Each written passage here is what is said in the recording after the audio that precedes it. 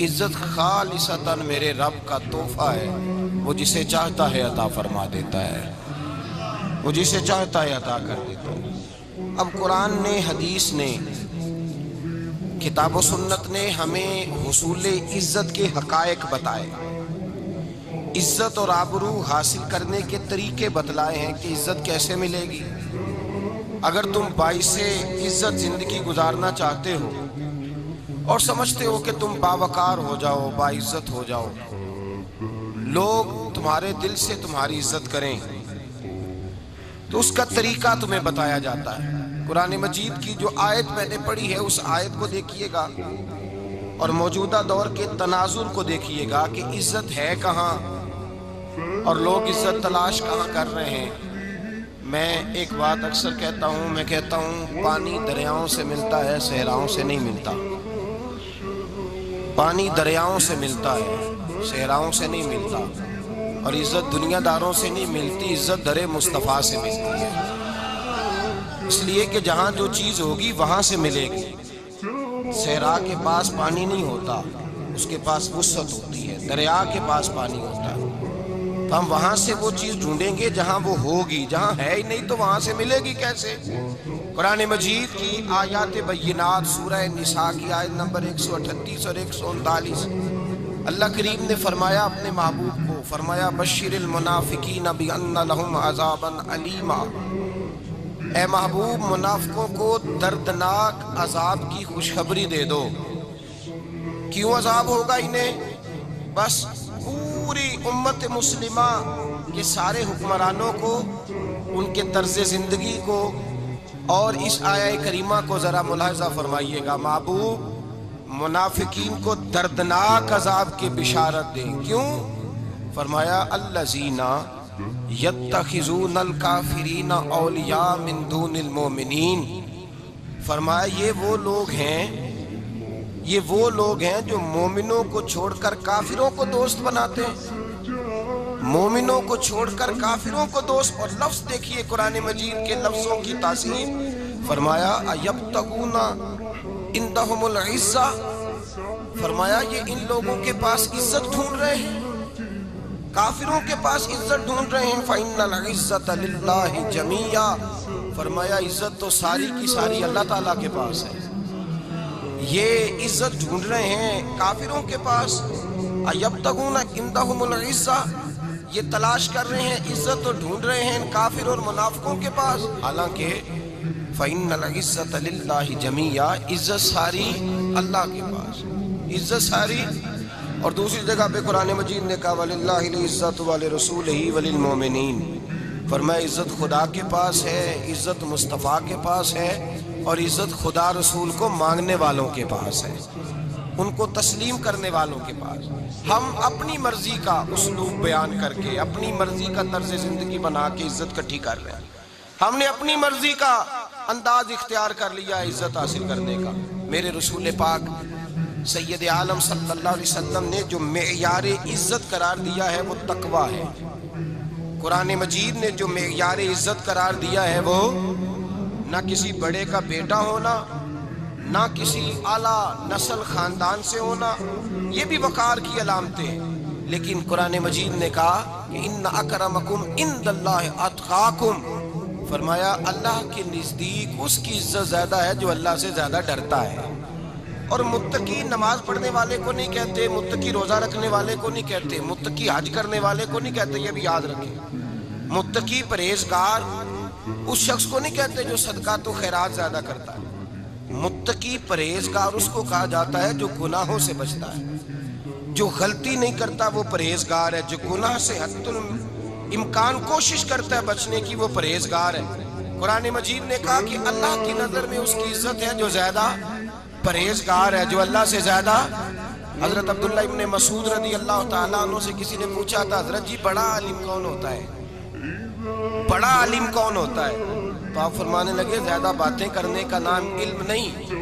کہا حضور پھر علم کس بات کا نام ہے؟ فرمایا جو اللہ سے زیادہ ڈرتا ہے وہ بڑا عالم ہے۔ اس لیے کہ قرآن مجید نے کہا انما یخشی اللہ من عبادہ العلماء، اللہ سے اللہ کے وہ بندے ڈرتے ہیں جنہیں اللہ نے علم عطا فرمایا ہے، وہ ڈرتے ہیں۔ تو عزت کا پہلا معیار، ہم سمجھتے ہیں بڑی گاڑی، نوکر چاکر، آنا جانا، یہ سارے باعث عزت ہیں۔ قرآن مجید نے کہا نہیں، تو اگر سمجھتا ہے نا میں وہ نواب خاندان سے ہوں، چودھری ہوں، تو میں باعث عزت ہوں، میرے رسول پاک سید عالم صلی اللہ علیہ وسلم نے میدان عرفات میں کھڑے ہو کر جب خطبہ دیا، اس خطبے میں بھی نبی پاک نے معیار عزت قائم فرمایا۔ ہم اپنے اپنے معیار بنائے بیٹھے ہیں، میری برادری بڑی تو میں عزت والا ہوں، میرا قبیلہ بڑا تو میں عزت والا ہوں، اس شہر میں میرے لوگ بڑے تو میں عزت والا ہوں۔ رسول پاک نے صلی اللہ علیہ وسلم نے میدان عرفات میں کھڑے ہو کے صحابہ کے 1,44,000 کے مجمع کو خطاب کیا، اور ان لوگوں کو خطاب کیا جن کے بارے میں فرمایا صحابی کا نجوم، یہ سارے میرے سامنے ستارے کھڑے ہوئے ہیں۔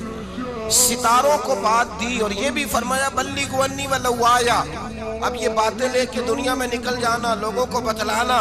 حضور کیا فرمایا؟ کسی عربی کو اجمی پر کوئی فضیلت نہیں، گورے کو کالے پر، بولیے بولیے، گورے کو کالے پر، بڑے کو چھوٹے پر، چھوٹے کو بڑے پر کوئی فضیلت۔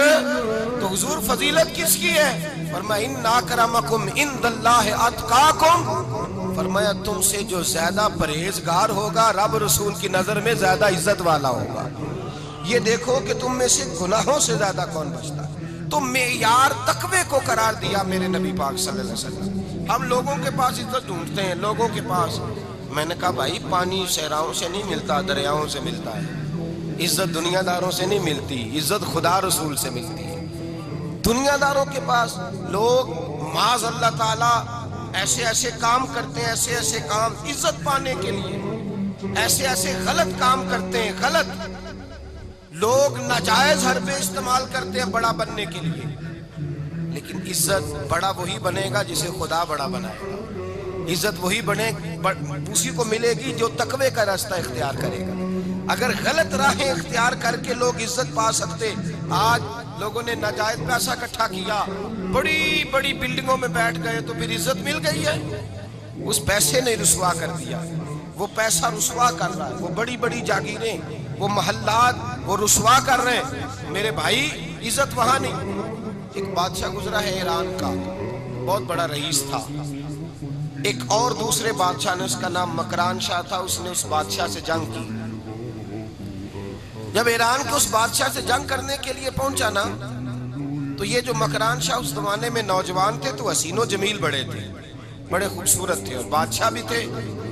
اب جس بادشاہ سے جنگ کرنے گئے وہ کمزور پڑ گیا، بوڑھا آدمی تھا، اس کی فوجیں کچھ بھاگ گئیں۔ اب اس نے نا جان چھڑائی، بہت بڑا قلعہ تھا، قلعے ہوتے تھے، چھوٹی اینٹ کی دیوار بنتی تھی بڑی اونچی، اور آپ نے دیکھے ہوں گے لکڑی کے دروازے ہوتے تھے بڑے بڑے۔ وہ قلعے کے اندر بند ہو گیا بادشاہ۔ اب وہ خفیہ اس نے جگہ رکھی ہوئی تھی، بادشاہوں نے بنایا ہوتا تھا کہ جب ہم نے بھاگنا ہے، اگر بھاگنا پڑا تو چھپنا کہاں ہے، وہ پہلے سے ہی رستہ تیار کر کے رکھتے تھے۔ اس نے وہ قلعہ بنایا ہوا تو چھپنے کے لیے چھپ گیا۔ اب مکران شاہ کہتا ہے کہ میں نے سخت جدوجہد کی، سخت، کہ کوئی رستہ مل جائے اندر جانے کا، یہ باہر نکلے، لیکن وہ کوئی رستہ ہی نہ ملا۔ اس بادشاہ کی شہزادی چھت پہ چڑھی، مکران شاہ حسین و جمیل، خوبصورت نوجوان اور شہزادہ، نظر پڑی تو عورت تھی، مائل ہو گئی۔ اس نے پیغام دیا، رکا لکھ کے بھیجا، کہنے لگی اگر تو میرے ساتھ شادی کا وعدہ کرے تو میں تجھے خفیہ رستہ بتا دوں گی اندر آنے کا، اس لیے کہ باپ تو میرا اب کمزور ہو ہی گیا ہے، اور پھر تو نوجوان ہے اور تیری خوبصورتی اور تیرے جاہو جلال نے مجھے مائل کر لیا ہے۔ میں اگر تو وعدہ کرتا ہے شادی کا تو میں تجھے رستہ بتاتی ہوں۔ بادشاہ کو تدبیر کی ضرورت تھی، اس نے کہا میں تیار ہوں، تو رستہ بتا۔ اس نے رستہ خفیہ بتایا۔ وہ مکران شاہ کہتے ہیں میں وہاں سے اندر گھسا، بادشاہ کو پکڑا، اس کے باپ کو قتل کیا، اس کے علاقے پہ قبضہ کیا، اس عورت کو لیا، آ گیا، شادی کر لی۔ ایک رات بستر پہ لیٹے تھے، اٹھ کے بیٹھ گئی شہزادی، کہنے لگی بستر پہ کچھ چیز ہے؟ اس نے کہا کچھ بھی نہیں، میں نے خود دیکھ کر بچھایا۔ کہا نہیں کچھ ہے۔ کہا کچھ نہیں، میں نے دیکھ کے بچھایا ہے، عزت ڈھونڈنے نکلی ہے، باپ تو میرا اب کمزور ہو گیا، تو میں میں کوئی بڑی جگہ دیکھوں. ملت کے جوان بھی کہتے ہیں بڑی جگہ شادی کروں, بچیاں بھی کہتی ہیں بڑی جگہ ملنی چاہیے. غریب آدمی عزت کرتا ہے, کمزور آدمی عزت کرتا ہے. جو بہو زیادہ جہیز لے کے آتی ہے وہ روٹی پکا کے نہیں دیتی, یاد رکھنا. جو کسی غریب گھر سے آتی ہے وہ جھک کے سلام کرتی ہے, اسے عزتوں کا پاس ہوتا ہے. میں سب امیروں کو برا نہیں کہتا, اللہ ماشاءاللہ اچھے اچھے لوگ بھی, لیکن یاد رکھنا لوگ سیڑھی لے کے, مرد عورت کی دولت کی سیڑھی پر اوپر جانا چاہتا ہے, عورت مرد کی. انجام کیا ہے؟ لیٹے ہوا ہے بادشاہ بستر پر, بیوی کہنے لگی کچھ ہے, کہنے لگا میں نے جھاڑ کے دیکھا ہے کوئی شے نہیں. لگا ہے کوئی چیز؟ عورت تب سر پٹائی, کہنے لگی دیکھو تو صحیح. اس نے اوپر سے چادر جو اٹھائی, بیڈ شیٹ جو اتاری, تو نیچے سے ایک دھاگا نکلا. ہاتھ پھیرتے تھے تو نظر نہیں, دھاگا نکلا. کہنے لگا تو اتنی نازک مزاج ہے کہ ایک دھاگا نہیں برداشت ہوا. تو کہنے لگی میرا باپ مجھ سے بڑا پیار کرتا تھا, بڑی محبت کرتا تھا. 4 کنیزائیں تھیں. وہ کہتا تھا میری بیٹی جب بستر پہ سوئے تو چادر میں بال نہیں ہونا چاہیے, اسے تکلیف ہوتی ہے. بڑا پیار کرتا تھا, محبت کرتا تھا. تو میرا بستر وہ بڑا کھینچ کھینچ کے بچھایا کرتی تھی. اس لیے تو میں نے جب باپ کمزور ہوا تو میں نے کہا میں بغیر دولت اور ثروت اور حکومت کے رہ نہیں سکتی, تو میں تبھی تو تیرے پاس آ گئی. بادشاہ نے کہا اٹھ ذرا میرے بستر سے, باہر آ. جب باہر اس کو لایا تو غلام سے کہنے لگا اس کے بال گھوڑے کے ساتھ باندھ لو اور اس کو کھینچو, اتنا کھینچو کہ سارے شہر میں گھماؤ رات کے وقت, اور جب مر جائے ہڈیاں ٹوٹ جائیں تو مجھے خبر دینا. شہزادی پلٹ کے آئی, کہنے لگی میری غلطی کیا ہے؟ کہنے لگا مجھے تو آج سمجھ آئی ہے, تو عزت ڈھونڈنے نکلی ہے. جو باپ 4 کنیزیں تیرے سرانے کھڑے کرتا تھا, جب تو اس کی وفادار نہیں نکلی تو میری کیسے وفادار بنے گی, میری کیسے وفادار بنے گی؟ کوئی بول, اول لڑا نہ بول بیٹھی.